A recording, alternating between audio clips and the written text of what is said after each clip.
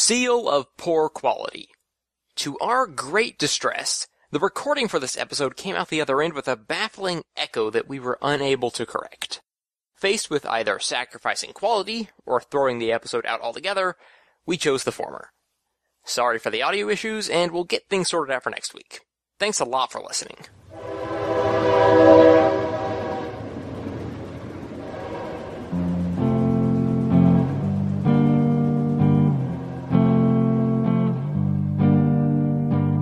Hello and welcome to episode 7 of Train Station 8. We've saved you a seat. This is Big Band of Brothers with the Marcato Bros, who are here joining us as our guests today. They have their own video game music podcast, and I'll go ahead and introduce them now. So there's Will. Hello, Will. Hey guys, thanks a lot for having us. Sure, it's absolutely a pleasure to listen to your podcast recently, and it is super cool stuff, so I'm really excited to have you on here. Thank you. And also Will's brother, Karl. Hello, Karl. Hey, thanks so much, guys. Absolutely. And I have my own brother here as well, Steven. Hi. Wow, there are so many brothers, it's almost mind-boggling. It's out of control. Yeah, we have decided to up the difficulty level on our listeners. If they had trouble telling me and Steven apart, now they can just have an even harder time listening to this podcast. Yeah, we were saying that, I couldn't tell you and Steven apart, and now I'm sure you guys can't tell us apart. We have the Minnesotan accents and, the Texas accents over there? I guess, if I have a Texas accent, I feel it's very faint, but I can tell, because from Minnesota, it's very different. That's interesting. I feel like I have like the Bryan accent, and Bryan has the Steven accent. We phrase things in such a similar manner. Well, it's almost kind of the Houstonian accent as well, because you don't get like a southern drawl or anything around here in Houston. But I'm sure there are like different speaking patterns in Minnesota. Yeah, well, I mean, the impression is that a lot of us talk like, "Oh, hater! Oh, did you see the moose the other day there?" You talk like that the rest of the episode. That's fantastic. So yeah, everyone listening, this is a language podcast. We pretty much just talk about accents the whole hour. So yeah.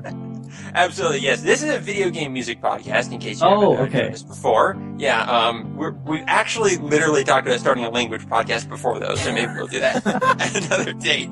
Not a lot of crossover. We've had someone on this podcast who's like a linguistics student and knows like 4 different languages, so maybe we'll get him back. So, in case the name wasn't obvious, Big Band of Brothers is going to be about Mario music.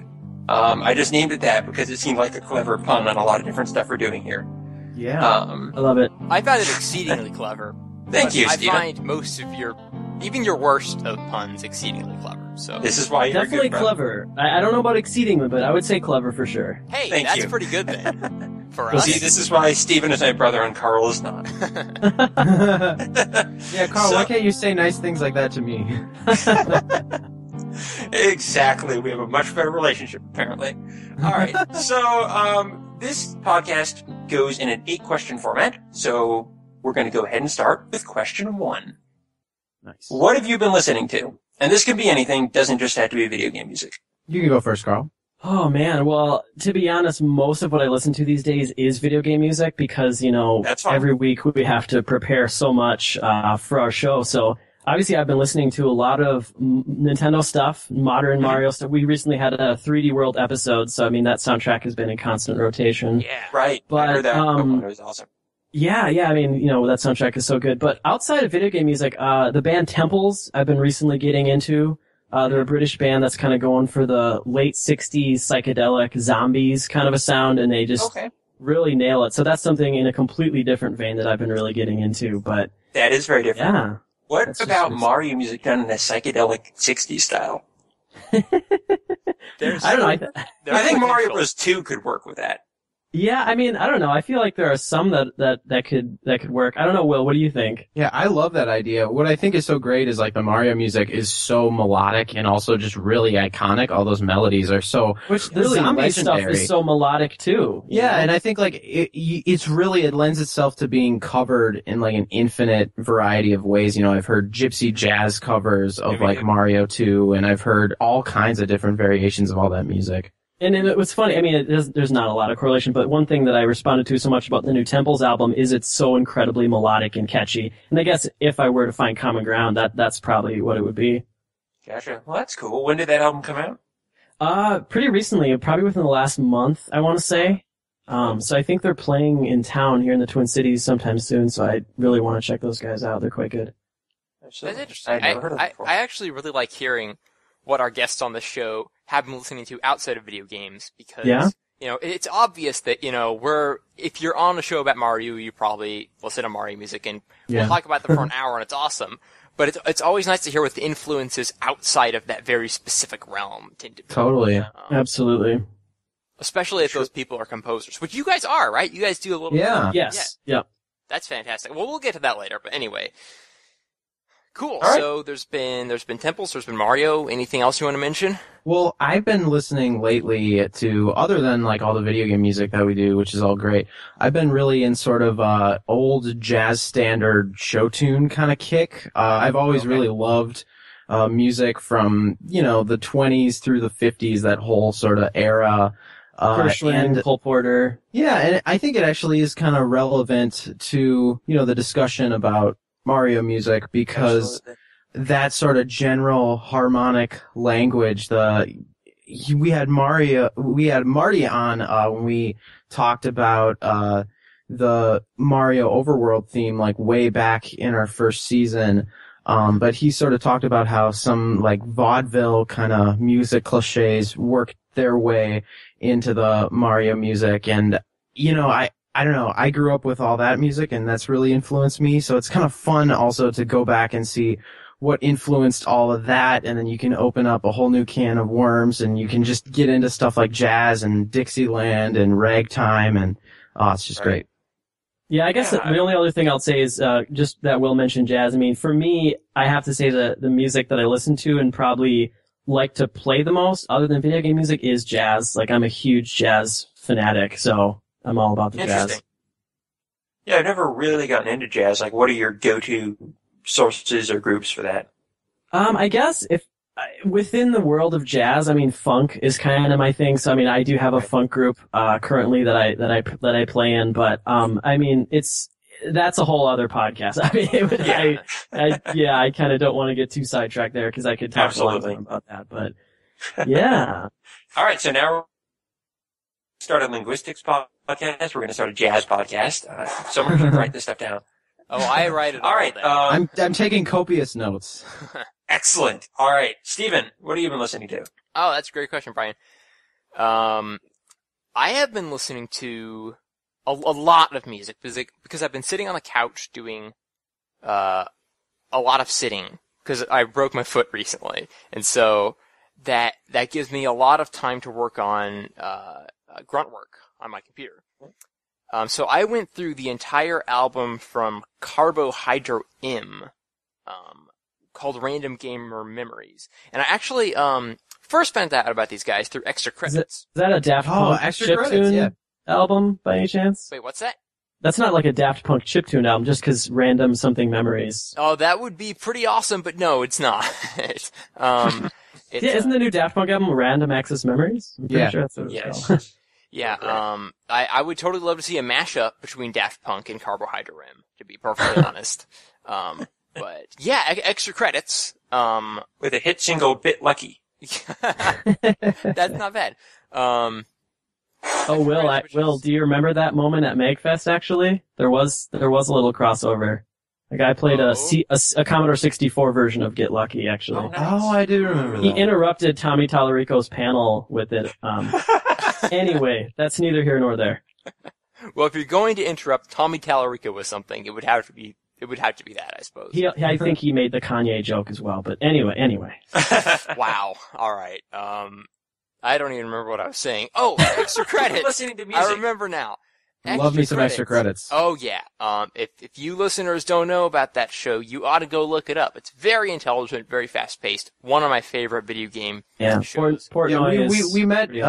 We met James Portnow at MagFest, and like it was really cool. He had this he did so many panels, but after like the last one, we brought it into this very intimate room, and there's probably like about just 20 people, and just asking questions and having a conversation with him. And it went pretty late to like 2 a.m. We were just talking with him, and I mean he's a brilliant guy, and like he's just one of those people where you can just tell he's like a great leader. Like he could run for president and I would vote for him. Oh yeah, I totally get what you mean.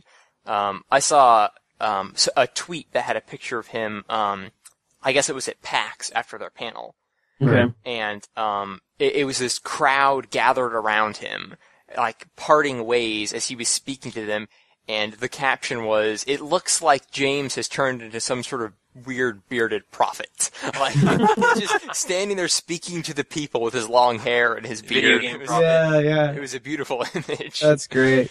But they've started up a new like spin-off show, which is all about video game music and highlighting composers. Yeah. And actually, it's all Dan Floyd's initiative, I believe, who was a guest on the show recently, by the way. Really? Yeah. You had Dan on. That's awesome. Dan is a very cool person. I was so happy he was cool enough to come on our cool show. Does he still work at Pixar? No, unfortunately. Pixar Canada pretty much went down. Oh, that's too bad. Yeah, it was a sad scene. But he's still in animation, I believe. So. That's great. Anyway, their first episode of Extra Remix was about Carbohydro M. His real name is escaping me at the moment. But they always use his intro music, which is that guitar riff of the Super Marcato Bros. Oh my gosh, that's great. Yeah, I love that arrangement. Yeah. Yeah, it's great. And it turns out his entire album is full of music exactly that good. And I mean, great. Every because he's kind of in the OC remix scene, I believe, right? Right. Yeah, a bit. And in fact, I think he recently contributed to the Teenage Mutant Ninja Turtles album that OC Remix just put out. Oh, very cool. Which is an excellent album. Which is another thing I've been listening to. But for Random Gamer Memories, that's one of the most consistently excellent remix albums I've ever heard in my life. Like, it's every single track on there, and there are tons of them, are just gold. They're all in the same style. It does get a little repetitive if you're sick of hearing that specific guitar playing these specific guitar licks. But for what it does, it's so good. DuckTales 1 is just mind-blowing. Oh my god, I have to check it. I actually haven't had the opportunity to check out Extra Remix. I saw that announcement that they were having that show, but that's super exciting. Yes, very much so. Where can you pick up the album? Is it like Bandcamp? Well, actually, it's all on his site. Cool. For free of charge. Oh, wow. It's great. Carbohydro That's the way to do it. Yeah, exactly. It's Carbohydro M. And actually... .net, looks like. I believe so, yeah, it's .net. I recommend picking that up. It's very, very good. You ever listened to anything else? I went through the Mega Man 2 soundtrack. Start to finish. And pretty obscure stuff. Yeah, wow. have you guys ever heard of it's like... I was going to make that joke. I don't really have anything to say about it. It turns out it's a pretty good soundtrack. It turns out, after all this hype, it's pretty good. Yeah. Yeah, people were... What about that Wiley definitive theme, statement. Oh, yeah. Someone should remix that. It would be the first time anyone's ever tried. Precisely. I have an idea. What if they used an electric guitar? What? Whoa! What? Okay, that's crazy. Wait, get this. That's really bad. Like, in that's harmony. In harmony. Like, I don't know. Should put, like, drums behind an electric guitar? Has anyone... We should burn you guys at the stake for being witches. This is music witches? Alternative music for the devil. Alright. This is getting really dark. Okay, so the other album I've been listening to, though, it's called Chip Tech, which we talked about before. And I'm just listening through it again. It's excellent stuff. It's by She Music. By She? Yeah. It's chiptune-y, but heavily electronic and very catchy. Awesome. As opposed to the chiptune music that is not electronic? Well, what I mean to say is it doesn't like chain itself to a specific era of chiptune. It very lightly uses that style, but kind of makes its own. So I won't get into that because I think we've talked about it for multiple episodes. Right. So. But it sounds good. I want to listen to it. I have it on my computer now, so. Yeah. So that's what I've been listening to. How about you, Bryan? Will? I'm going to Will, because I don't think he's... How about you, Will? Yeah, like I said, I've been listening to some kind of, show-tuney jazz era kind of stuff. That's right. As far as video game music, actually, they just kind of released, Dave Wise worked on the Tengami soundtrack. I don't know if you guys are familiar with that, but the game itself... Yeah. Yeah, it's really cool. Like, all the visuals and everything, it's this very kind of traditional Japanese style, and the music really reflects that. And it's super cool hearing Dave Wise, who we're, traditionally familiar with hearing him do work on, the Donkey Kong Country series, or a lot of more kind of Western game elements, and it's fun to hear him go for sort of an authentic, like, Japanese folk music sound. It's just a beautiful, beautiful score. He had like a really long hiatus from making music in general until Donkey Kong Tropical Freeze, right? Yeah, I mean, I think as far as like what was released, when we talked to him, it sounds more like he was working on a lot of projects and he just never saw the light of the day. Yeah, they didn't really come out. Well, it's cool to see him back in the released music scene again. Yeah, so happy to see that. That's great. Cool. Well, since I don't have to do much preparation for this podcast, I haven't been listening to much video game music. That's also partially because I discovered Spotify, which I never really used before, and it's allowing me to listen to just so much different music I've never really tried before. And just listen to, they don't have a ton of video game music, so I've more been listening to non-video game music on there because I've had such an access to video game music before Spotify. So I won't go through everything I've been listening to. A lot of Steve Vai, a lot of Joe Satriani. I don't know if you've ever heard of them, but they're okay, cool. They're great. They're what everyone wants to sound like, the guitar gods, yeah. Pretty much, yeah. I play guitar, so they're always good inspiration to hear. Or pretty much just behind Stevie Ray Vaughan, I would say, as far as people that everyone wants to sound like them. Yeah. Yeah, that's a good point. I really enjoy them because I feel like in a lot of metal and a lot of rock, it kind of focuses a lot on minor or pentatonic and kind of darker sounds. Oh yeah, for electric guitar. And I feel like Steve Vai and Joe Satriani are a much brighter, more upbeat, and more. Oh, that's for sure. Yeah, and more almost like video game music in a way. Yeah, it's kind of a weird mixture though, because I agree with you, but there's definitely some kind of muddy middle ground where it gets a little bit cheesy. They do both, yeah. Which, we've talked about it before. I think it might fall into the uncanny valley, at least for me personally. Interesting. You're hearing, the real performance, but some of it is, I don't know. It's hard to explain, but it's definitely a lot more happy. I can see that. I really enjoy it, but I'm no stranger to cheesy music, as like Sonic music being my favorite video game music. Me too. All right, cool. See, I mean, we had an interesting background with video game music because the first CD we ever owned was Sonic CD, ironically. Oh, Sonic CD. Okay. Yeah. See, I'm coming from the Genesis. Right. Right. No, the weird thing about my Sonic music is I love modern Sonic stuff as well. Like going through Sonic Adventure, Sonic Adventure 2. So we differ a little bit in that sense. Yes, I grew up on Sonic Adventure 2 as like my most played game. Just wow. I kind of grew up. It's 1, 2, 3 Knuckles. Yeah, I gotta agree. I could start doing Knuckles rap on the show. We've come close before, but I won't. And yeah, if we have time, at the end, we'll see. Yeah, we could do a quick live performance, But yeah, I've grown up on cheesy like rock and Escape from the City and Open Your Heart and all the stuff they had in those that I kind of have an immunity to it, so I just appreciate it without having to feel like it's cheesy and dumb. That's cool. So yeah, that stuff is really up my alley.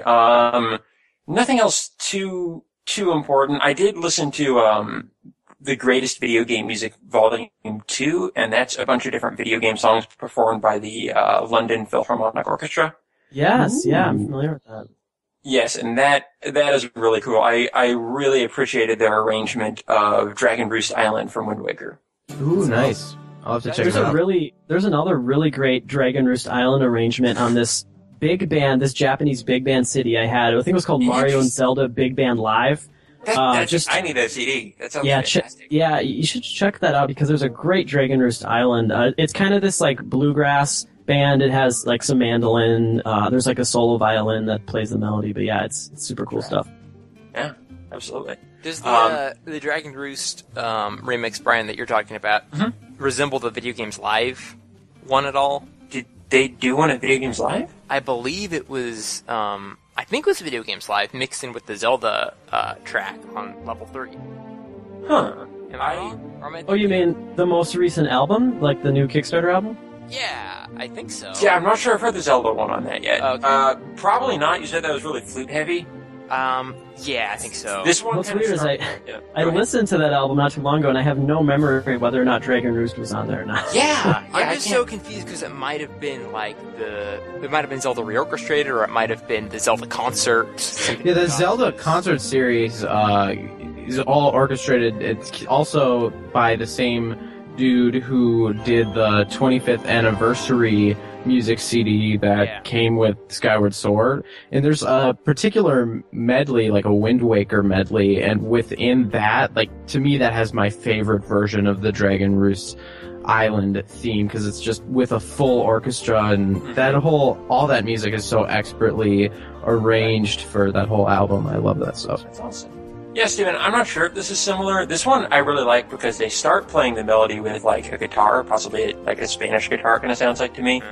Then they move on to playing it with kind of light strings. From there, they go on to playing it with the piano with, like, a mandolin in the background. And then they kind of do a big swelling bit and end it with a kind of full symphony and horns playing the melody. That's cool. So they go through a lot of different styles in one song, which is really cool. That's really nice. So it's just dedicated to that one song. It's not a medley or anything. No, it's that song for about 4 minutes. So very neat. I need to pick that album up. I only have the first volume. It's on Spotify, so if you use that, okay. listen to it there for now. So okay. Yeah. So we can move on now to actual questions about Mario music. So excited about that. Question number 2: what defines Mario music and sets it apart? I think we should definitely let Will and Karl take this one, because I have a feeling they're going to be a lot more coherent than we are. It was funny. Thanks, guys. You guys asked us to be on the show. It was like, I feel like, I don't know, we're pretty qualified. I mean, Mario music means so much to us. We grew up with it, and we have such a love for it, and specifically both of us, the music of Koji Kondo. So, like, I mean, a part of me, I'm just worried that we're going to ramble on too long today, but... Should I get, like, a buzzer? That might be nice, actually. All right. That might be... I'm going to let Will field this one, because I feel like this has been on his mind a lot recently. Karl, I could kiss you right now. I can get, like, a buzzer that's like a Bowser laugh. Whoa. Oh, that's great. All right, let's stop. One of you recently, like, wrote an album. Yeah, that was me, actually. That was Will Boy. Yeah, I mean, we've all, the three of us brothers, being Karl, me, and our other brother Marty, we've all dabbled in sort of exploring the world of Koji Kondo's melodies, because he is an undeniable master, I think, in the opinion of all of us. But I really wanted to take time to make a full kind of album exploring what I thought made the old Mario music so undeniable.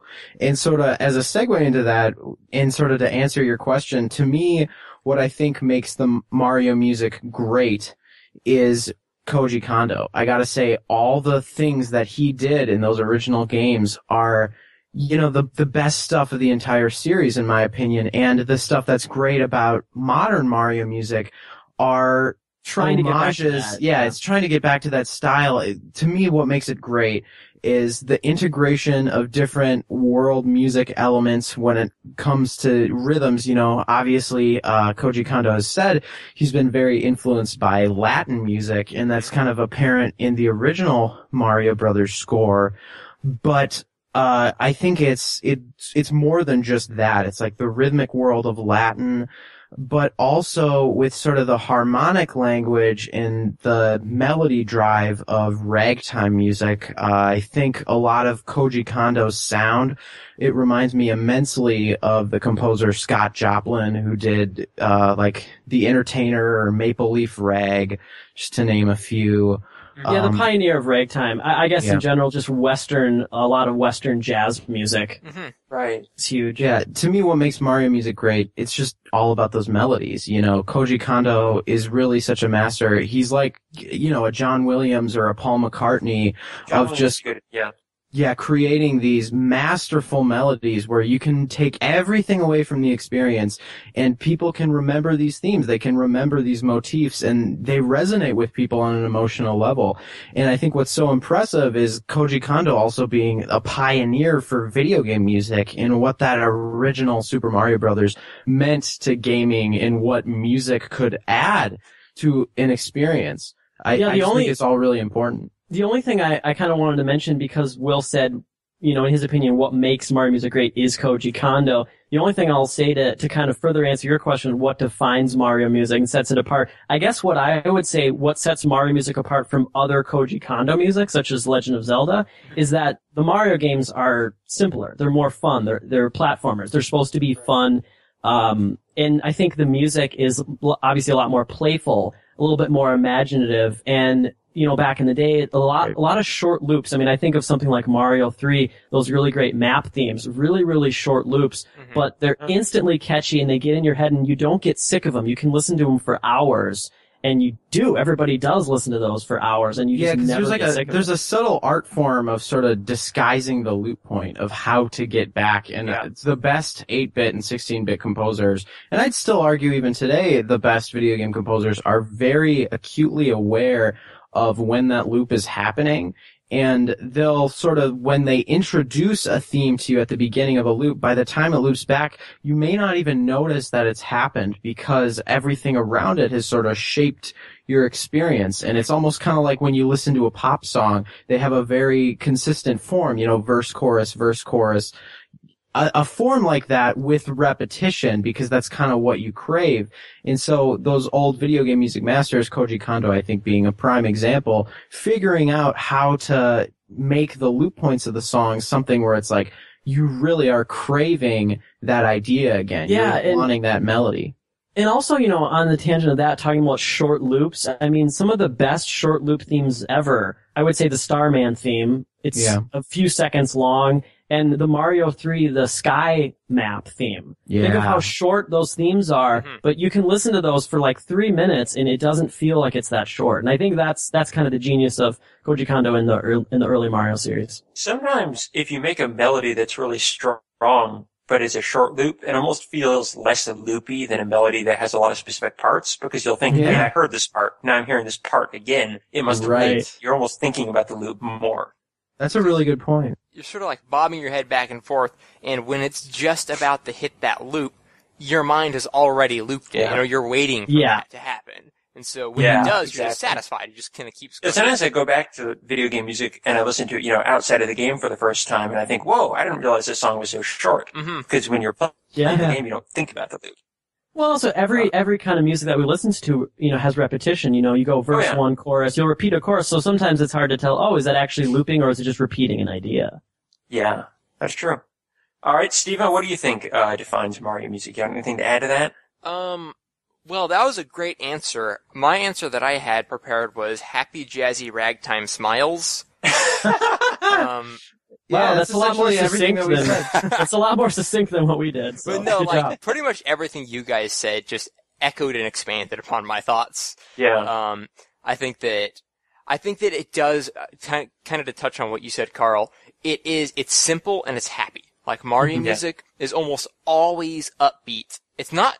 I don't mean upbeat as in the pace, the tempo. Sometimes it can be very leisurely. But it always just kind of bops along and, you know, makes you, even the ghost levels. Like I'm going to slightly disagree with you here with a different point I think about Mario music that to me kind of defines it, is the idea that, like the games themselves, it doesn't set limits on itself. Like, it's not afraid to experiment. Well, that's true. Yeah, that's great. I like that. It goes into new areas, like the ghost theme from Super Mario 3D World. Not happy, not upbeat.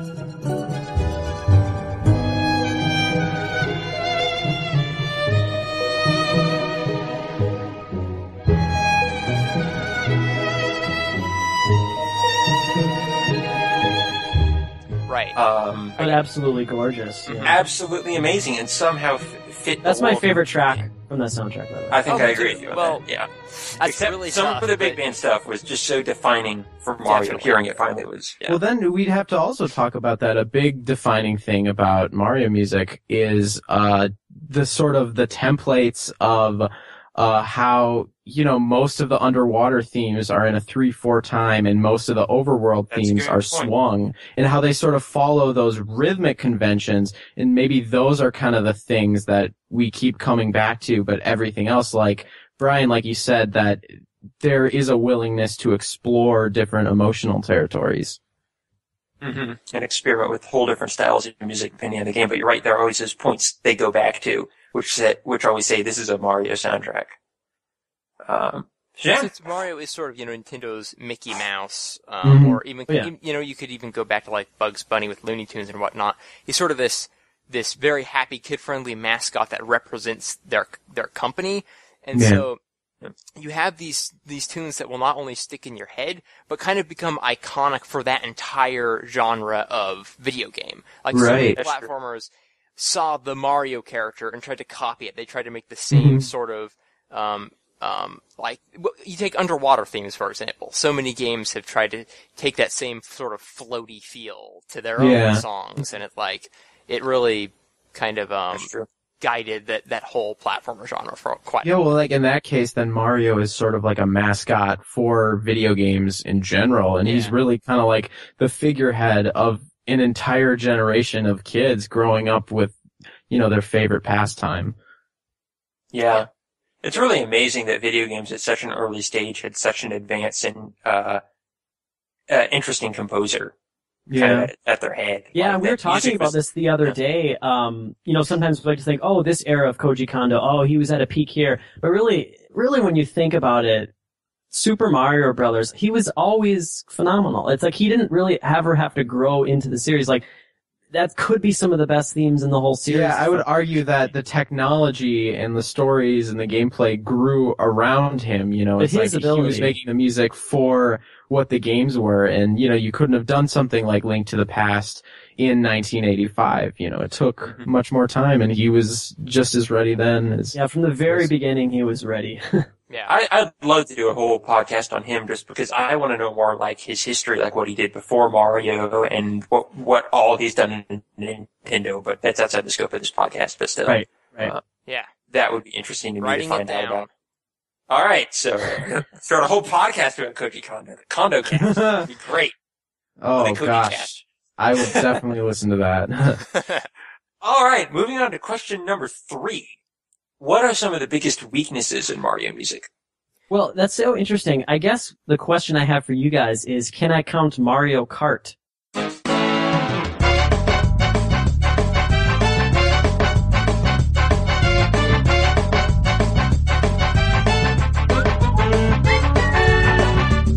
Yeah. Just well, then I would say Mario Kart, anything after Super Mario Kart 64. That would be some of the biggest weaknesses in Mario music. Absolutely, I would say. You know, the recent Mario Kart games, as if you're talking about, you know, Mario music, I definitely don't feel like they carry a torch. I don't feel like they carry the torch even from Mario Kart 64, personally. I don't know why the decision over time was made to have a lot more kind of goofy, random melodies, not as beautiful. So I don't know, you know, why that decision was made. Maybe they thought it fit the game, and in some ways maybe it does. But for me personally, that would be my weakness. I guess the exception I would make there actually is the Rainbow Road track from Double Dash. I remember being really exceptional. Right, yeah, that's really pretty like good. One. Well, Double Dash definitely, I think, out of all the subsequent like post 64 kart games, I think has the strongest soundtrack because Kenta Nagata still worked on a lot of it. Yeah, I would actually disagree. I would say Super Circuit for me. Okay, I have not. If that counts, then I'd put that. Super Circuit's great, but cool. Yeah, no, it's nothing against it. It's just, you know, compared to the mainline Mario series, if I can include that, then that would be it for me. Yeah, I think a lot of the All-Stars games were similar, like a lot of the sports games or Mario Party. Yeah. I mean, like a lot of them got more generic. I would say that all of that, you know, going into Mario Party, going into Mario Kart, leads into this kind of the weakness that encompasses all of it, which is the. Well, it's not Koji Kondo. I think we found it. We've uncovered what's the problem. So, okay, we'll just say what defines Mario music. Koji Kondo. Well, what are some no, of the biggest Koji Kondo weaknesses? didn't do When it's not Galaxy. Koji Kondo. But no, I think that... There's some great stuff there, though. I mean, the Mario Party 1 soundtrack's actually really... There's some cool stuff. I mean, one of our favorite composers, Will, I mean, you know, we recently featured that. Yasunori Mitsuda. He did a great job, but yeah, not nearly as good as, you know, melodically as Koji Kondo stuff. Yeah, and I think, Stephen, to your point, you're right that this encompasses a lot of the weaknesses that have come through to the main series. Like, I don't think all the new Super Mario Bros. Games have had great sound. Right. I sort of feel like it's their tendency to, and this is totally fair, because Nintendo is not very guilty of this generally, but to lean on that cartoony kids nature of this.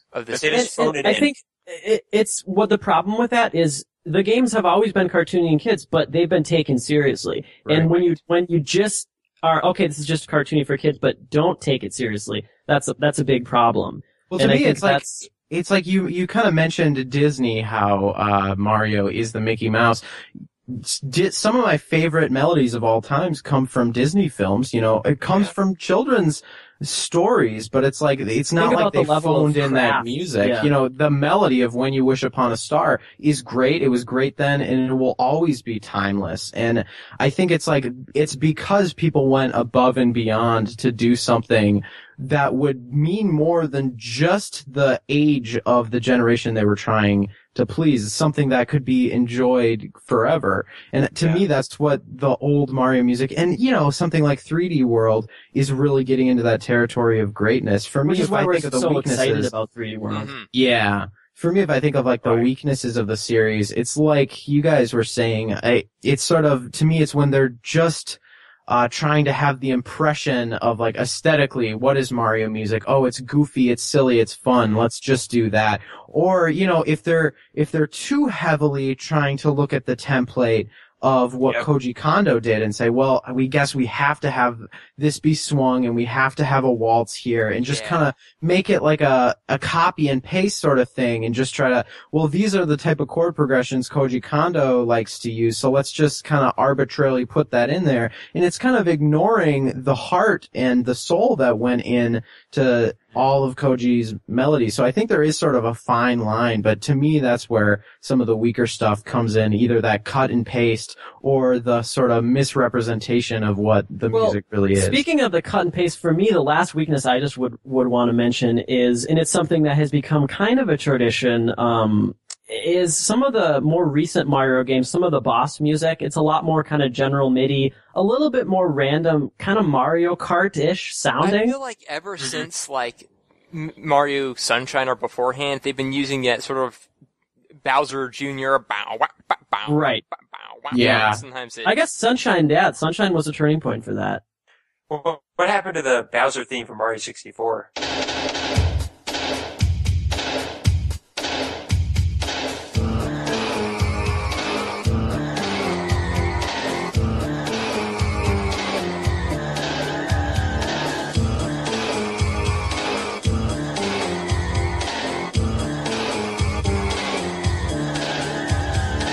Gosh, man, that was the best. Yeah, think about how epic that was. Think about the Mario theme. I mean, Galaxy, phenomenal soundtrack, but you know, some of that boss music. You know, compare that to Mario 64. Well, I think you're right, Carl, and that's kind of one of the biggest weaknesses, and that's just inconsistency. It's like not Final Boss, by the way. So I'm talking about, yeah. Final Boss is phenomenal. Brilliant Galaxy. Oh yeah. But you get something like Galaxy, and you can tell those handful of songs that were handpicked, designed for an orchestra, played with this grandeur, and the rest just kind of like, this is the beach level. Okay. No, it's like, it's just, there's such a gap, such a divide in some of that music. Right. Especially in the first game, I would say, yeah. Yes. Yeah, and speaking of the beach level, I think that's the last weakness I would list for Mario, is when they try to just like make, this is jungle level music, this is ice world music. Right. This is, like, in the new Super Mario Bros. Games especially, they seem to kind of phone that in, just, okay, it's a desert level, use the desert instrument set. Gosh, you're so right about that. That's a great point, Bryan. And I guess another thing, you know, going back to it's not Koji Kondo, is that Koji Kondo wasn't afraid to take chances when he was doing some of the first beach themes, or some of the first cave themes, like the cave theme from Yoshi's Island. That's kind of a ballsy move. Yeah. Does that sound like a typical Mario cave? theme. No, it doesn't. It's like he wasn't afraid. Well, to and go even going outside back of to the original Underworld theme, it's such a stark contrast from, you look at the Overworld, it's so colorful and bright. It's using those 3 channels on the NES to then you have such this great atonal, effect. Yeah, it's minimalistic- atonal. There's no drum beat. There's no chords. It's just this octave loop.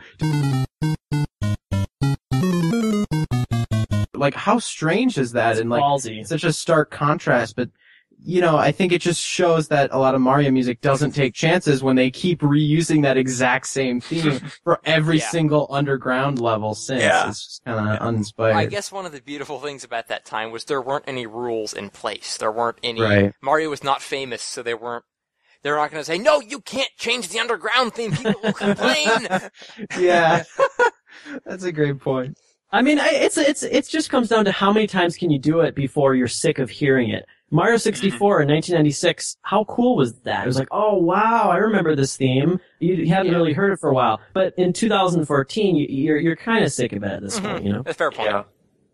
Exactly. All right, so moving on to question number 4, so we can be a little more positive here for a while. What is your personal favorite Mario soundtrack? I would guess it's the same, Will. For me, it's Mario 64. What do you say, Will? This is probably one of the hardest questions. For me, it's like asking me my favorite Beatles song. What is your favorite Beatles song? Let's check this out. If we're doing Beatles song, why don't we do it in the road, right, Will? I'd actually go with "In My Life" from Rubber Soul. It's a John song. That might be my favorite Beatles Mine song. is actually also from Rubber Soul. It's "Girl," which is also a John song. Man, I was that's expecting such a Yellow hard Submarine. choice. Yeah, I mean, it's really hard to pick. I love the Beatles, and I love Koji Kondo, and I love Mario music. For me, I have to whittle this down with you here. So I'm thinking the contenders are Mario 3, Mario World, Yoshi's Island, and Super Mario 64. They all have like such a huge place in my heart nostalgically. Recently, I'm very prone to say Mario 3 because on the album that I just worked on, that was like such a huge source of inspiration. And I was so inspired to go back and listen to that music and see how many creative things he was doing. Like, just one little side thing. If you go look at the Fortress theme from that game, it's still a melody that you can sing, but that's an atonal composition in the style of the Russian atonalist composers. Like, it's a serialist melody, which essentially means that it uses a tone row, which means that it plays every single pitch in the chromatic scale without repeating one of them. So Koji Kondo obviously knew his stuff enough back then to do something that experimental on the NES. Well, can you sing that really quickly for us? Yeah, it's the da da da da da da da da da. You know what I'm talking about? The B section Nice job, Will. the Fortress theme. But no, I that's never totally remotely noticed that brilliant. before. Because there's not a kid on the planet who picked up on that subtlety. Yeah, But it's so memorable too. Yeah. It's still melodic, so that is a big one for me. But I think I have to say it might just be from my heart of hearts. I have to go with Yoshi's Island. Oh, I don't know why. I love it so much. I think. Now, let's be clear here for people who are confused. You're not saying Yoshi's Story. No, not Yoshi's Story. I'm talking That's about not Koji Kondo. Super Mario World 2, Yoshi's Island for the SNES. I gotta say it because instrumentally, I think Koji Kondo was doing some brilliant things with the hardware. He was taking some of the most risks that he's ever taken in the series. Completely developing a new style. Still, to me, it's like Yoshi's Island made me realize, these are traditions. Like the fact, an athletic theme. That was the first game where it's like, I didn't even realize this was a tradition in Mario. Once you do it 3 times, it makes it a tradition. Yeah. 3 World Yoshi's Island. That's the one that has. That's the ragtimeiest ragtime of all ragtime. It might be his best. That one. Yeah. And that one was so cool, like you mentioned, like the music is so like ragtimey and it works on the piano, but the arrangement that he has in there is complete like Dixieland with, an implied clarinet and all these things. And what I love is like, that's so cool that he's still trying to go for new types of music. And like Carl mentioned, the cave level and the castle theme. Yeah, I might have to say Yoshi's Island. I have just as much love as you do for Yoshi's Island, but for me, just because of the number of tracks, it's not quite as big of a soundtrack. 64 takes it. I would still say for me, I think the biggest thing why I would say 64 is my favorite is because carrying the torch of the 8 and 16-bit traditions into the new generation is so exciting. You know, having one, and this is the reason why I like it so much. I think some people were disappointed why most of the tracks use that same melody and he does these theme and variations. Right. I remember at the time some people were disappointed, but for me, I think that's brilliant. You know, take a theme. If you were to ask me tomorrow, I'd probably change my opinion. It's so hard to choose. And well, if you said Yoshi's Island, I would have said 64. It's I guess as far as like Koji Kondo's, you know, Mario tradition of taking a theme and doing these variations, I would say 64 might be the most brilliant use of that, because you have the Bob on Battlefield theme.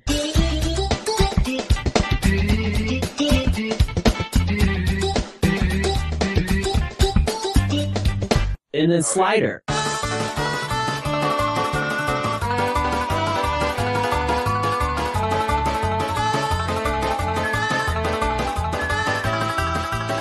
People forget that's the same melody, and it's two completely different songs, and they're both, you forget that it's based on the same melody. You just totally forget that. What's the other one? The Slider. Yeah, okay. Yep. And then Bob on Battlefield. Also, Cool Mountain, all three of those, they're the same melody. It took me years and years to figure that out. That's the genius of him right there. It's so easy to miss because he creates a different atmospheres with each other. And then Dire Docks is one of my favorite pieces of music ever. I mean, yeah, I had to go with Super Mario 64 as well. For me, it was largely a nostalgia factor. And that's one of the most nostalgic, nostalgic soundtracks of all time for me. File Select song? Yep. Yeah. File Select, Peach's Castle. Yeah, speaking of that File Select, Will, you'll remember this. I used to have this program called Cakewalk. It was the very first program where I ever dabbled in like music sequence, like writing music. It was the first thing I ever did when I was like 11 years old. And one of the first, the first remix I ever did on Cakewalk at like age 11. You call it like an arrangement? Was File Select from Mario 64. It was terrible. But I was so moved by that song. Yeah, it's just a short loop. And to me, when we like a few months ago, we had an episode completely spotlighting on that soundtrack on our podcast. And I think the track that just almost wowed me the most, because it was kind of like you said, how it took you years to realize those are the melodies. I had an experience on that show forgetting a track was the melody, and to me it was the intro theme of the song, because it goes dun dun dun dun dun dun dun dun dun dun dun, and when it goes da da da da da, that's the same melody. Da da da da. You know, it has different contours, but that's the Bob on Battlefield melody, and I never realized that until this year, and I've been obsessing over that soundtrack my whole life. And so I think that's also the genius of Koji Kondo, is that it's like those ideas aren't just there for cuteness or laziness or just for the fact of doing it. It's like it really gives you this connective tissue throughout the experience, whether you can notice it or not. And yeah, that's just great. Yeah, you can absolutely notice it even when you aren't of an age or knowledge base to appreciate it. And that Mario 64 captured, for me as a kid, just wonder and exploration and mystery and atmosphere, and the soundtrack was an absolutely massive part of that. If it was just some generic kind of cartoony phone-in soundtrack, it would not have been the same game. Absolutely. Even just jumping into a painting, you hear that bop bop bop bop bop noise. Yeah, there's this echo and reverb. Yeah, and, I don't know. There's the first time you've ever heard that. I mean, 96. You have to think about the context historically. I've never heard that before at that time. Well, as for my favorite Mario soundtrack, I'm gonna have to go with Super Mario Power Tennis, because Mario 64, I'm sorry. Yeah, Mario 64. I'm not gonna be original. I thought I thought of maybe World, maybe Galaxy, you know, that was really extreme, but no, it's for all the same reasons we've been talking about. The nostalgia, the atmosphere, and the tunes that will never leave my brain until How about that castle inside the castle walls, folks? Best song. Like, there's something about that. How it's slow and quiet and simple and well, elegant. one thing we've talked elegant, exactly. Well, one thing we talked about with that song is I always felt that there was connective tissue from the ending, the inside the castle walls. I feel like they exist in the same world, don't they? Right. They both have that royal quality, and in both of those, it's a prime example of Koji Kondo sort of establishing his own world as far as the chord progression and the harmonics, because it's amazing, that piece, and especially I feel like I notice it because it's done with this like string orchestra that Inside the Castle Walls. It feels regal and classical, but the chord choices, you know, there's like a lot of dominant sevenths, and there's certain tritones in the voicings and certain things that just wouldn't really exist in classical music, and they don't necessarily sound romantic because there's some jazz influence in there. So it's like you start to realize it's not really emulating any sound, it's creating its own sound. It feels timeless and it feels elegant, but at the same time it's able to explore new territory, and it's sort of that fine line that Koji Kondo and I think a lot of great video game composers walk that very tight line a lot. And once again, guys, Steve and Bryan just want to again apologize for us if this is too long of an episode, because we have so much to say about this music. No, feel 100% free. This is fascinating to me. Yeah, there's a reason we don't have a hard cap on show length. If it's a 45-minute show, if it's an hour and a half, we're good with it, because we just want people to talk about what they care about. That's cool. But since we did all answer that question, though, Will, you lose 2 points for choosing a Yoshi soundtrack. Yeah, I got the incorrect answer. Yes, they're not. And Will, can I just say how much we now regret? Will, remember episode 1? We didn't even include Yoshi's Island in our podcast. I don't know why that was. We had a bad decision to make a top 10 soundtracks first episode. Oh gosh, that's of all music. Didn't video game music? Yeah, and didn't include Yoshi's Island. Wow. Well, it was just our top 10 soundtracks. We didn't rank them in number. It was just our favorite 10. Yeah, it's hard though. Yeah, we've grown a lot. I sort of wonder why we're getting along, us two brother pairs, because you guys come from the Mario music background, we come from the Sonic music background. To be fair, I come from Sonic first. I think Karl comes from Sonic more so than Mario. We come from the alternative, uncool Sonic background. Yeah. Do you guys... are you guys familiar with how much into Sonic I am? Like the old school? Like, No. Go.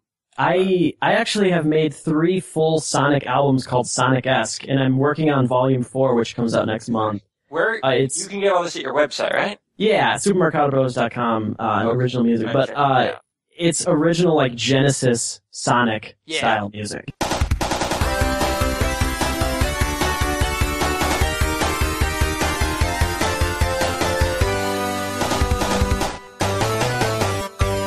So, to say that I like Sonic music, I mean, I'm obsessed with old school Sonic music. Yeah, that's fantastic. You're right, totally fair point. Alright, so that's why we get along. Yeah, there we go. Oh, I knew there was something. That is great. I'm not like trembling over the pause button. I'm still not sure that we get along. No, I'm just kidding. That remains to be seen, like how we answer this question. Let's just mute Karl really quickly. No. Question number 4. What style or genre of music do you feel best captures the essence of Mario? Ragtime. Okay, next question. All right, good. I'm glad we already answered that in the last 3 questions. Yeah, I have to say I would say the same thing. I mean, I think I was really thinking hard about that one, whether it would be ragtime, Latin. But I feel like you got to go with ragtime because everything else, I feel like, is more about a superficial kind of rhythmic element. Well, the reason why ragtime is on the nose, you have to think about the history of what ragtime was. And ragtime came out of classical music, and it was this new Western combination of, some of the more domestic jazz influence, some of the Latin influence mixed with classical European music. And it's like the virtuosity of classical music and just the elegance of sort of piano music. And all of those elements that created ragtime, classical, Latin jazz, are in Mario music, and that's why I feel like ragtime. Yeah, and I think it's because it's going for a similar thing. Ragtime, like a lot of its goals, were to be kind of background music. It was to be like enjoyable and consumable for all audiences. It wasn't something niche. It wasn't something about like this slow-paced, heavy emotional content. It was something very fun and colorful, but just so much depth as far as the composition. Yeah, I think that's a good answer. That is a lot better than my answer, which was going to be either German industrial or death metal. Both? German death metal, I'd say. German death metal, there you go. You can't be anything outside the box. I guess Rammstein isn't death metal, is it? Just metal. I don't know what defines death metal. Death? Mostly. Death-themed lyrics, I would say. Yeah, only if you're singing about Mario, I think. I'm pretty sure death, it's a type of singing. It's the type of screaming. So is the game over melody for Mario, perhaps? Oh, clearly. It's death ragtime, its own genre. Death time, ooh, I love it. Hey, I mean, We should have a podcast just talking about death themes from video games. Oh, that's a really fun idea. Great idea. That is super good. Write that down. I love it. Oh, yeah, just to put this out here, Mario Sunshine had the worst death theme from all the games. What was it? It sounds like it yeah. was mocking you. Oh yeah, yeah. it was an arrangement of the da da da da da da, but it was like farting trumpets. Yeah, exactly. Exactly.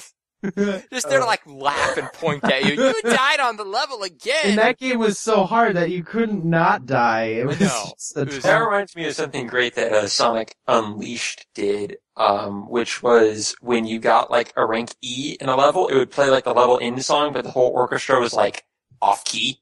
Oh, yeah. It was really funny. I love when they do tricks like that in video games, or like they do that on that. Koji Kondo would even do that sometimes on the NES, where he'd go like ding ding, and like the pitches were like half step apart from each other, so it just sounded like he was like messing up on the piano or something. It's a really neat trick. All right, so that was a pretty quick question. Wait, I want to contribute. Okay, fine. I'm a contributor. Go ahead. Do it. Before you guys got me so hooked on the notion that ragtime is the thing that embodies Mario, what I always had in my mind was big band. And I guess that's less universal, maybe less to the roots. But when I hear songs like the main song from Mario 2 Right. or Bob on Battlefield, Especially Bob on Battlefield, because the Galaxy 2, that big band remix. Yeah, right. And I always just felt like the theme, and even the theme from the first Mario game, I could really imagine a big band. Oh, style. absolutely. So that's the one that always kind of stuck with me. And so then when 3D World came out, and I found out that they were pretty much just doing big band arrangements for a couple of songs, I lost it and just wanted to buy the game. So at home. Such a great idea. Yeah, it's like, why did it take this long?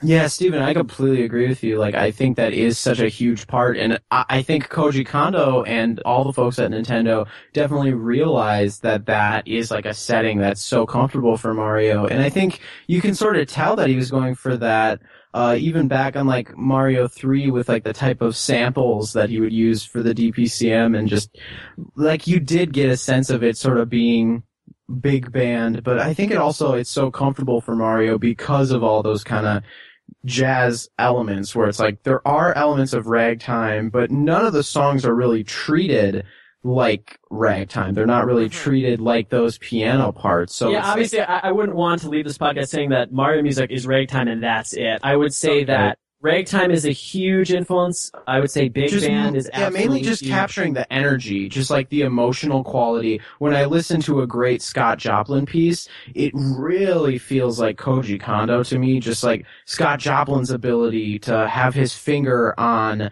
being able to trigger these emotions with that sort of lush style of composition. But I totally agree, like there's so many other aspects of music that capture it. Yeah, I guess the one thing I want to say is, because I played a lot of big band jazz music in college. I'm a drummer, and I was in the jazz ensemble in college and in high school. So I'm a big fan of big band music. And the one thing I'll say, on a compositional level, it's not that authentic to actual big band music, because a lot of that is a lot more jazzy and complex.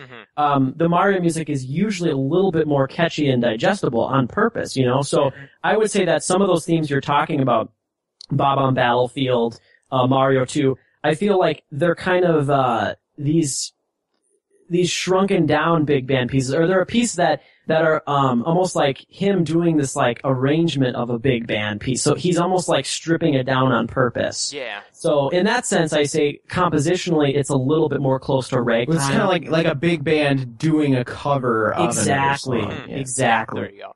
And there's something about how Mario like scurries up the ice mountain in 64, or leaps across the blocks in Mario 3. It feels like that sort of helter-skelter ragtime ditties anyway. So I definitely get that. Great point. All right, That's my contribution, Bryan. Continuing the host. You contributed very well. I'm proud of you. Thanks. Nice job, Steve. Carl, we need to be more like this. I love these guys. Yeah, I'm feeling the love, guys. It's inspiring.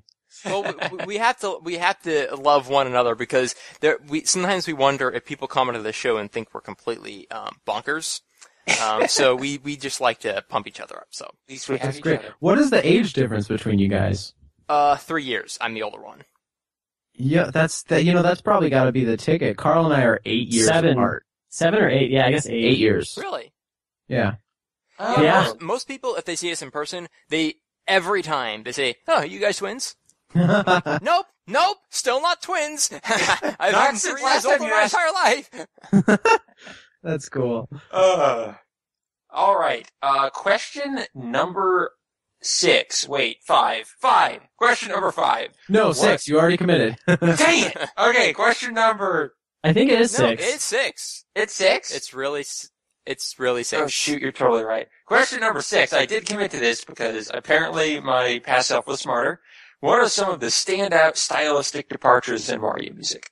I think what's interesting is Will obviously mentioned some of the big ones, the atonal experimental pieces and the NES for Mario 1 and Mario 3 are huge ones. For me, the only other one I quickly wanted to mention now is another experimental piece of music from my favorite soundtrack, Super Mario 64, the Endless Stairs theme. Ooh. On a technical level, what he was able to do to make it feel infinite, to make it feel perpetual, you can't tell when it's starting and ending because as one octave is getting quieter and ascending, a lower octave fades in, and it feels like it's perfectly matching what you're seeing visually, and that's a big standout for me. Yeah, I saw like a Vsauce video where they were talking about that technique and that there's something that's called when like there's this pitch that's ascending and then another one slowly fades in from below, that it's like an endless kind of feeling, and that like some people can go into like a trance actually when they hear it in combination with visuals. But yeah, I think that's so cool how that works. And then I would say the last thing for me is in Mario 3D World. In a good way, I was really happy to hear a little bit more like electric guitar, kind of the mixture of rock for the Bowser themes, like that swanky big band Bowser Land theme. Ooh, yeah. Some of the electric guitar mixed with that stuff was, for me, very much of a departure from some of the previous entries. Well, you know what's interesting, and I don't know if this even counts as part of the discussion, since we're mostly sticking to the main Mario series, but a totally out of left field soundtrack was from Mario Strikers. Yeah. The soccer game. I've not really even heard that. Mm-hmm. That game's entire style was incredibly un-Mario-like. The art had this edge to it. All the characters looked angry. They were, like Bowser had even more spikes than usual. And the music was like hard-hitting metal and techno. And that was the soundtrack. It was very strange, and perhaps the most out there un-Mario-like soundtrack from the entire series, as far as well, then maybe if that's the case, then maybe Bryan was correct when he talked about the genres that. I know that for most of the Mario sports games, it's Motoi Sakuraba who's doing the music, and he's not this Nintendo guy. He loves rock and stuff. So I'm not surprised why a lot of that series, Mario Tennis, Mario Strikers, that kind of stuff, is very much a departure from the mainline Mario series, because I don't think he was that concerned with upholding some of Koji Kondo's traditions. I think he had a little bit of freedom. I think they gave him some freedom, and I think he enjoyed that freedom. Yeah, you're right. I mean, you listen to, like you said, Mario Tennis has a very different style than the main series. Right. But it's cool. I like that stuff. That one just struck me because it's like, not only does this not sound like the platformers, but it just doesn't sound like anything that Nintendo would allow to be a. I think it's because it's Sakuraba. It's as simple as that. I think it's Motoi Sakuraba. That's why it sounds so different. Yeah, it's a kind of crazy thing. I'm really not. Well, I think the style of the game also allowed him to go further than he was with other the sports games. He couldn't have done that in like Power Tennis. Exactly. Yeah. Well, how do you guys feel about Sunshine? That was a love it. I think both of us, we think it's a very underrated game, and the music, it's very nostalgic. I mean, for me, that's actually the peak of Mario nostalgia, because that was the first system I ever bought in 2002 was a GameCube. With my own money. I don't remember confirmation money or something, but yeah, I mean, we had a Genesis growing up, but so we love Sunshine. I guess for me, musically, a lot of it was actually composed by Shinobu Tanaka. Koji Kondo worked on it, but Shinobu Tanaka composed some tracks as well. And I mean, I think some of them she did a great job, and I think other ones not so much. It's not nearly as solid. I mean, going from 64, it's, I guess, in some ways a letdown. Yeah, I think to me, if you look at that main theme, I think that's up there with great Mario music. Oh yeah. And how they arrange that is very sort of quintessential Mario. I think if you hear someone doing scat with that song, that would make my day. Yeah, that'd be really cool for like an a cappella arrangement. By the way, guys, that same big band, that Japanese big band album I was talking about earlier with Bruce Island, they do a version of that song, Dolphin Town. Yeah. That's awesome. Yeah, the thing that I love about that sort of theme is because that entire game sort of has this island motif. It has a beach feel to the whole game. So what I like is that it's not sort of doing the beach cliches that you were mentioning earlier, where it's like, oh, this is a beach level, where it's just really trying to shove that down your face. That's sort of a pervasive like theme of the whole game. Yeah, so what I love is that main theme kind of has that quality to it, but we get to hear all these different kind of tropical variations of it, and the main version of it with that guitar and stuff I just think is really effective. And then what's so cool, another really cool thing about the Delfino Plaza theme is that for the first time, I think Marty was the one who first mentioned this, for the first time you're finally getting some Italian influence musically in the series.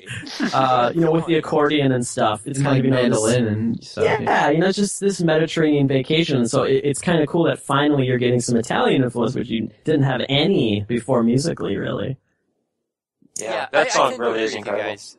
I loved Sunshine. Bryan and I just love the GameCube in general. Just everything on that. Metroid Prime, I think, is collectively our favorite video game. Yeah, it's both me and Will's favorite game. That's a brilliant game, yes. Animal Crossing was on that system. Yeah, Animal Crossing's great. Everybody is aware of Sunshine's, weaknesses, the controls, the camera issues. But, I think, again... It was so magical.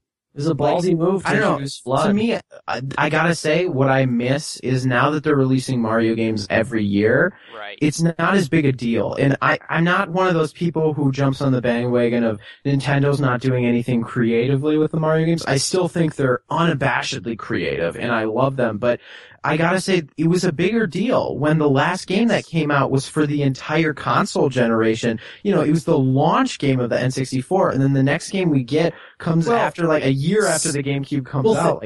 Mario Sunshine, the last main game was like 6 years previous, so of course it was a big deal. Whereas now it's like, oh, I just played one last year. I'm not gonna. It felt like a big deal to see Mario in this new graphical style. It's like, oh my gosh, I'm playing a Mario game, and it looks like real, and look at the contours on his hat. Like, I was such a nerd about it. I was so excited to get to see Yoshi in 3D and all these things. Well, I feel like that for Mario, kind of the A-team, the Tokyo studio, still only made one and a sequel to that game on the Wii. I feel what's more dragging Mario down is like all the new Super Mario Bros. Games coming out. Right. Well, exactly. 3D World's also the Tokyo team too. But. It is, yes, but we haven't had a second Mario game on the Wii U yet from them. Yeah, I completely agree with you guys. Yeah, you had two on the Wii, and then not too long after that one on the Wii U, and I'm sure there's going to be another one on the Wii U. Yeah, we had kind of a very short-lived kind of video series we did called Inside the Castle Walls. We had one episode about new Super Mario Brothers, so we've talked a lot about some of the, downfalls. Yeah, I think the unfortunate thing is those games are nice games and fun. The first two I was a huge fan of. I thought it was super fun to have some reverence for the old 2D Marios again. But now that they've made something like 3D World where it's embracing the qualities of 2D and 3D Mario, I just want another full out 3D game. The 2D stuff, it's actually, I'm to the point, let's leave it in the past for right now, because the creativity of something like Mario 64, we haven't gotten something that sort of open world, free exploration type of Mario that I really kind of miss without a time limit. More for an obstacle course, kind of. Yeah, it's a little bit more linear. Yeah. I think we're waiting for a Super Mario universe, is what me. We're waiting for Super Mario 128. Well, and it's like I really kind of I like the new Super Mario games as supplements for in between the main canon ones, but it kind of diminishes the effect when it's like, I kind of know I'm going to get another Mario game.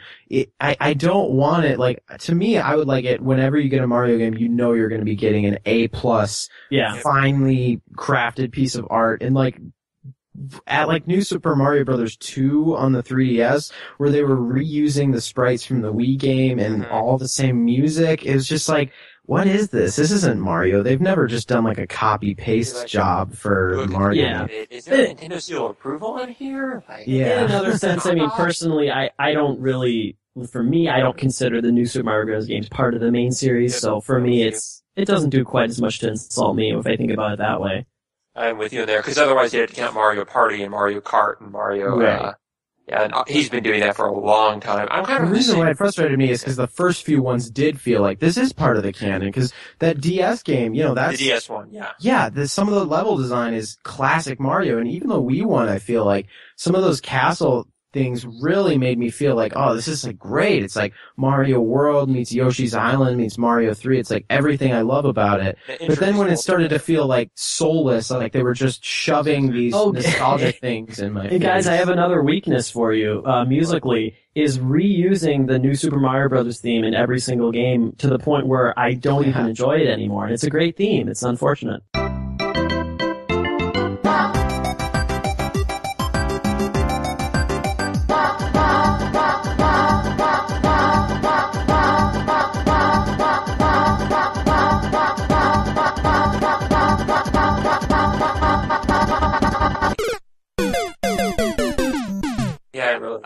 I totally get you there. I'm kind of in the same boat right now with Zelda, where I'm like, really want another, because I personally did not much care for Skyward Sword at all. So I've been, man, some of the music was good, and then some of it fell so flat. It's very different. It's a lot more subtle. It's not as catchy. It's a little bit more kind of modern film score. Yeah.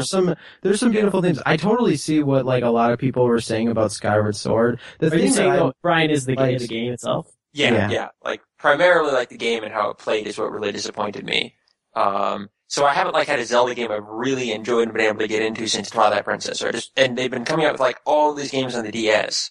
And kind of Have you played Mario. Link Between Worlds? No, but I want to so much. I think you'll like Link to the Past is probably one of my favorite video games. Right. And that one, I gotta say, it's like, I'm so glad it wasn't a remake, because it's like, I got all the sort of fun nostalgia of feeling like I'm in that world, but it's a completely new adventure. There's all this new music, new characters, and it's like, it's that free exploration style of old Zelda. You can approach dungeons in any order you choose. It's almost less linear than Link to the Past. I think it's like a cool answer to Skyward Sword, because I did personally enjoy Skyward Sword, because I kind of thought it did take some new risks of playing with the conventions, but I did kind of see where it fell flat. I liked the motion control stuff, and I enjoyed some of the things that it did differently, but I guess, I would never argue that it's among my favorites as far as I think Zelda now we're switching over. This is a Zelda episode, so let's talk about it. We'll move on. Yeah. So now this is episode 8 of the podcast.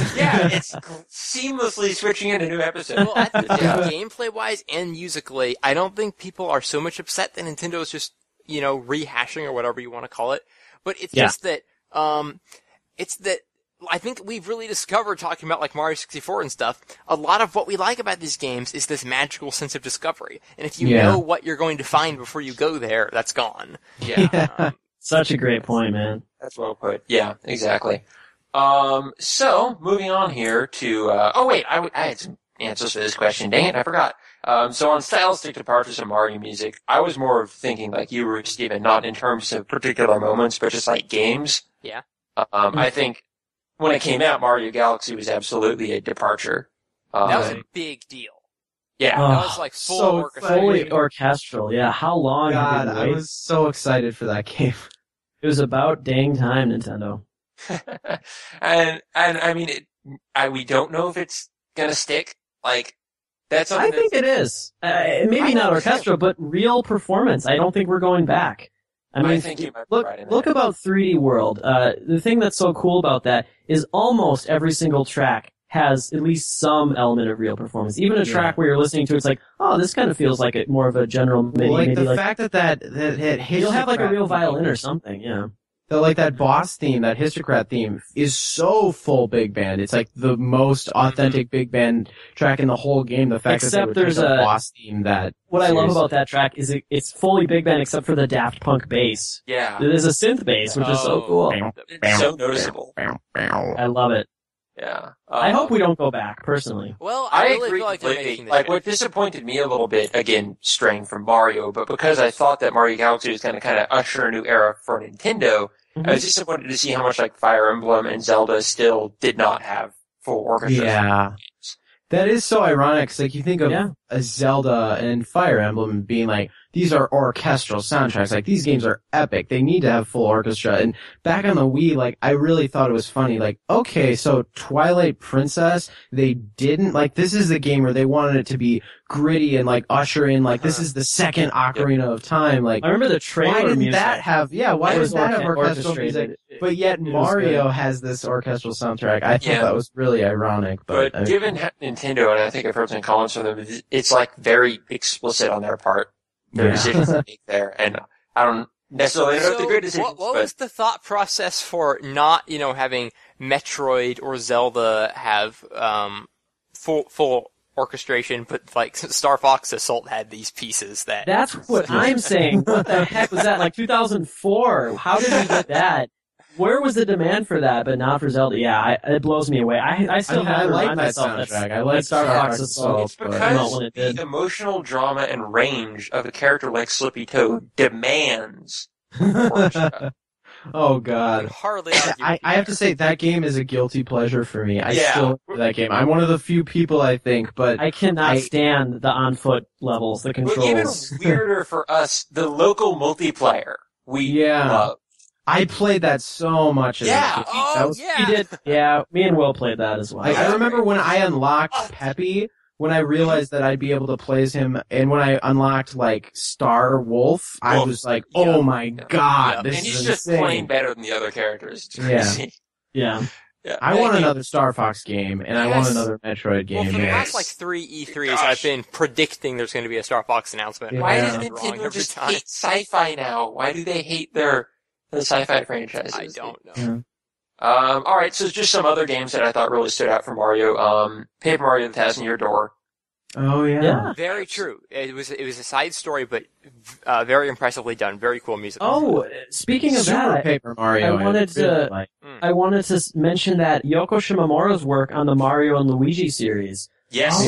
Very much a departure, because she worked on Mario RPG for the SNES, which, that was a turning point, having this Square crossover, and she stuck with the series, the Mario and Luigi series. So having her as a composer, obviously it's going to be, she's going to bring her own. She did a very spot-on job with Super Mario RPG, I felt like, capturing some of the greatness of that series, but kind of bringing the Final Fantasy influence just a little bit. But speaking of Paper Mario, Super Paper Mario for the Wii, I love that music. Like, I think the theme for the town, like, I forget what it's called. Flip side, but there's that theme. Like, I really love that song. Yeah. Yep. Speaking of Paper Mario, I thought Sticker Stars was real interesting. Yeah, that's pretty good. I don't think it was real instruments, but it's pretty good sounding sequenced stuff. Very jazzy. There might have been some jazz, which Mario hadn't done a lot in the past. Like some of the electric guitar stuff that they did with Bowser in the later bits really impressed me. Guys, have you heard like the trailer for the new Mario Kart game, which I'm really excited for? The music sounds really good. Yeah, surprisingly so. There's real instruments, Carl. There's like big band stuff. Like, see, that's what's making me think that this live instrument thing is going to be a continuing trend with Nintendo. Gosh, I really hope so. That would be great. Icarus Uprising, that soundtrack, super stellar. I mean, as is usual for Nintendo, they're a little late to the party, but they're doing it with so much more, like, heart and gusto than other games. Yeah, it makes the people that were early to the party feel like maybe we should have came later because these guys are really... But last comes best. Exactly. Well, except Ubisoft, because I don't know how they just hit it out of the park with Rayman soundtracks for so long. Oh, God, man. It's Another just episode, write it those down. two composers are just geniuses. That's all it is. There you go. It's simple here, folks. We're peeling back the curtain. It's Koji Kondo, and it's Christopher Rawl. It's Billy Martin. Billy Martin. Those guys are geniuses. That's what it is. So, our lesson to you today, the reason music is good is because people who are good at making music made it. It's these individuals. If you're not them, then get out. All right, with that word of advice, we're moving on to question number 7. If Waluigi had a theme song, should it be an operatic vocal solo? Well, Waluigi does have a theme song. That was sub-question. Does Waluigi have a theme song? Please elaborate, Stephen. Well, going back to Mario Strikers, all of the characters had their own individual theme song, including Waluigi. Okay. And his song was a frenetic banjo solo.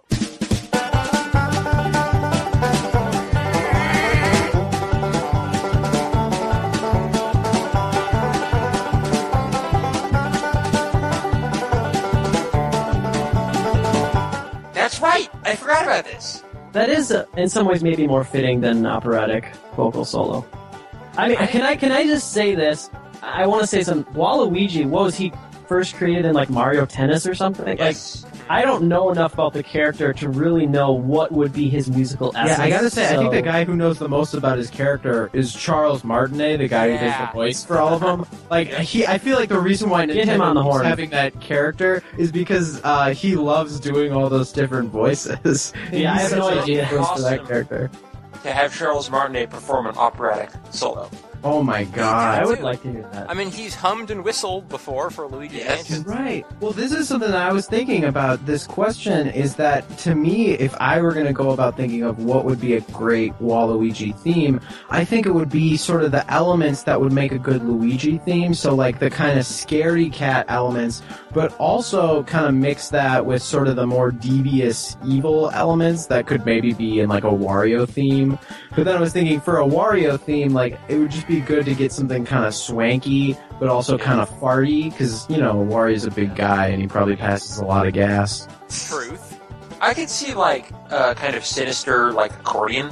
Yeah. Italian. Sinister accordion, yeah. Sinister accordion with the off-kilter style of, like, a Luigi or a Waluigi, but really done in, like, a 1920s Hollywood villain theme. Ooh, yeah, like, I really like someone that. do train track. Well, yeah, and he has that kind of mustache villain quality. Oh, he totally does. And then on top of that, just throw in some dubstep. Dude, you know what? I realized what it needs to be, actually. Whatever the kind of organ music that accompanies those old silent films, when the actual live organist was in the theater, that's the music for Waluigi. Yeah. Okay, we have it. All right, we solved it. I guess if you can be Koji Kondo or us talking about Waluigi if you want success. Right. It's like the 1920s version of Strong Bad. Yes. And on that height of the show, we will now move on to closing things out with question 8. What have you been working on? In other words, plug your stuff.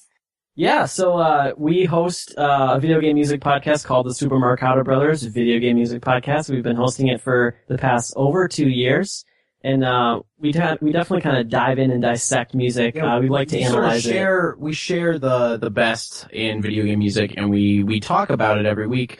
And every week we have a different theme, and we play music in context of that theme. And so we talk about what it's like, what its merits are as a piece of music. We kind of break down the theory of it. But then we also like to talk about what it is in the context of the episode. So that's sort of the way that we sort of approach looking at video game music. And then the other part of our partnership is we do compose, where, we work on, some indie games and make original video game music albums. Yeah, we've made homage albums. We've made Of Cosmic Proportions, which is a 12-track Super Mario Galaxy tribute album.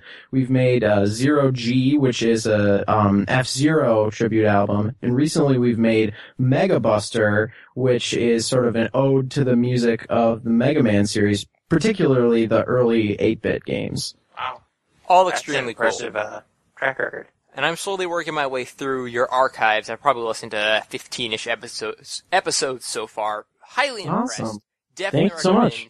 Yeah. Definitely check these guys out. I really appreciate your talking to music ratio. I think you really hit a good stride there from what I've heard. Oh, that's great to hear. Really good to hear, because that's something that I feel like I'm self-conscious of a lot, is like, are we just like talking so much? And sometimes this music should speak for itself, but that's so good to hear. So thanks, man.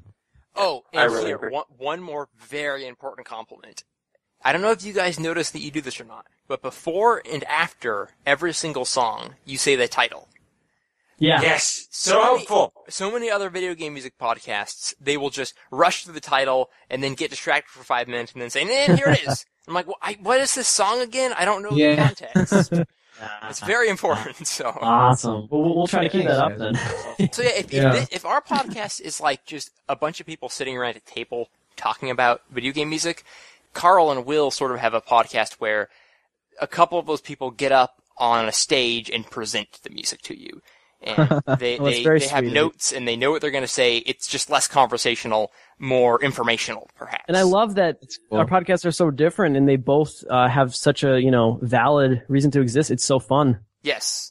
I was super happy to find your podcast. Well, and I love this podcast. This is super fun. I think it's much more fun to be on a show where people are just talking in a room than it's not as much fun to be a guest on a show where two people are up on stage, I guess. Yeah. Sure, yeah. And thank you. I'm glad you are enjoying your time here at our humble podcast.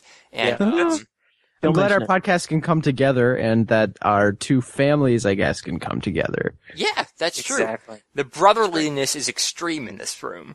And, if you guys are going to MagFest again, we are thinking about trying to make it over there. Ooh. So we'll have to do it. Hopefully we will run into each other. Yeah. Awesome. Let's make it happen. So, what are we doing now, Bryan? I was going to ask you guys where people can find you, be it Twitter, internet, website. Yeah, for Twitter, it's Marcato Bros, so at Marcato Bros. Our website is supermarcatobros.com, BROS.com. There you can find all of our podcasts. So our history, our 2 years, 110 plus episodes. And then you can find all of our original music there as well, which will include some of the music that we've done for indie games, which in addition to that is all of our kind of collaborative homage albums and our solo kind of video game work as well. And then facebook.com/Super Marcato Bros. So that awesome. should be and it. Just spell Marcato for people. Marcato. Okay, very good. Yeah, and to plug some recent projects, I recently released a Super Mario Brothers tribute album called Dear Mario, which was sort of a love letter to the music of Koji Kondo. That was all programmed and sequenced in FamiTracker, so it's all done in an authentic 8-bit style. And like I said, that's just sort of a homage to the style of Koji Kondo and that old music. And Karl is working on if we're talking about what we're working on, that's what Will just finished. One thing that collaboratively we have to do is we're going to do the music to this iOS game. So we're going to be working on that soon. That's awesome. Yeah, and for me personally, what I'm working right now is Sonic-esque Volume 4. I mentioned it before. I've released 3 albums previously, and this one, it's actually been 3 years since I released the last one. I released 1, 2, and 3 all in 2011 at various points, and then, just got busy, the podcast, all that stuff. I finally decided to do another one. So that comes out on May 13th. So again, it's a old school, Genesis original chiptune Sonic album. And then we have to recommend people check out Mega Buster and Ode to the Blue Bomber, which is our most recent collaborative thing, which is very much Mega Man 1, 2, and 3 sounding. That was also done in FamiTracker, and that's something that we're kind of proud of. And our other brother Marty actually helped out on a couple of the tracks. So yeah, that should be it for the plugs. All right. Awesome. Yeah. And are these paid things on Bandcamp or? These are Bandcamp. Pay what you want. So, I think Mega Buster. You can stream it all for free. Yeah, you can stream it all for free. Mega Buster is $5, but, for example, of Cosmic Proportions, I believe is free. And do you have a recommended donation for people who are picking this stuff up?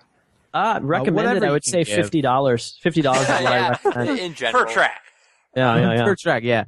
Most of our albums whatever are you can pay give, what you want. which if that's nothing, that's totally fine. At this point, we just kind of, it means a lot to have people listening to our music. Like the crazy thought that's something that you can make. And I guess this goes with the podcast too, but that's something you can make, could be something that someone around the world could listen to. That's reward enough, I think, for us.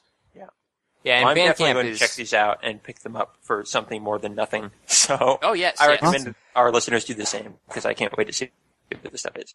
Yeah. I don't know, Brian, what are we up to these days? What are we doing? Oh, gosh. Well, we're doing this podcast. That's a good point. Last week's episode, we had, who was it, Steven? Matthew Tuciarone.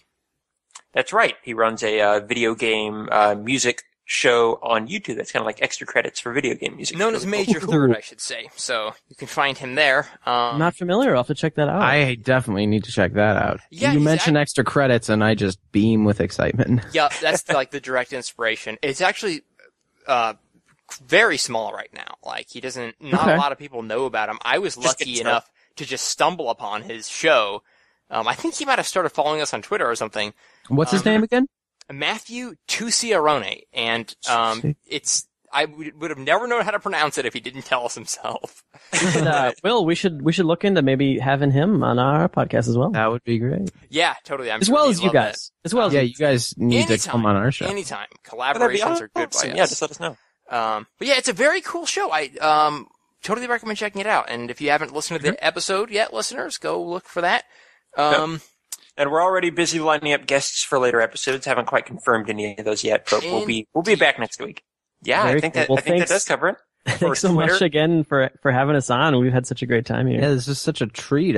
It's fun going on another podcast and also talking about video game music. Like, it's nice we haven't really been on another show, so it's nice to dip our toes in the water. It's like, if we're going to do another podcast, it has to be a video game music podcast to start off with.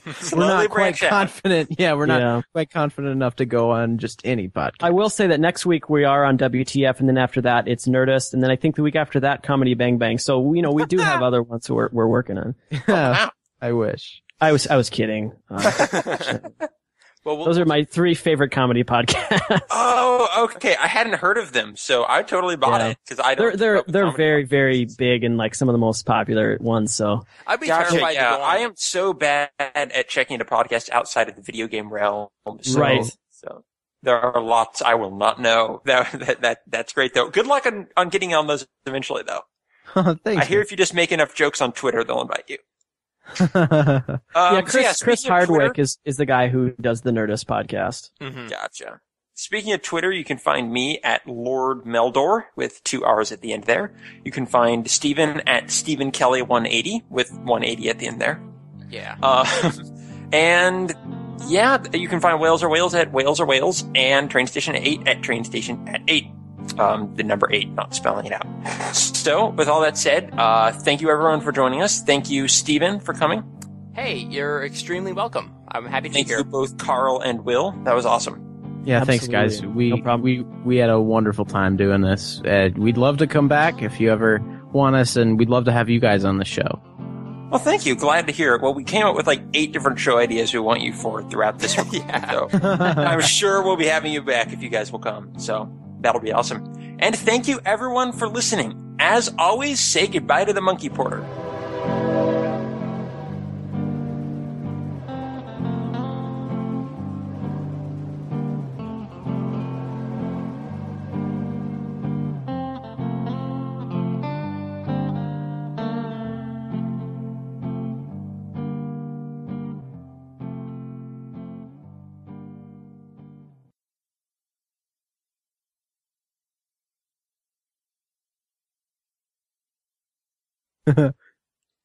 Bye, Monkey Porter.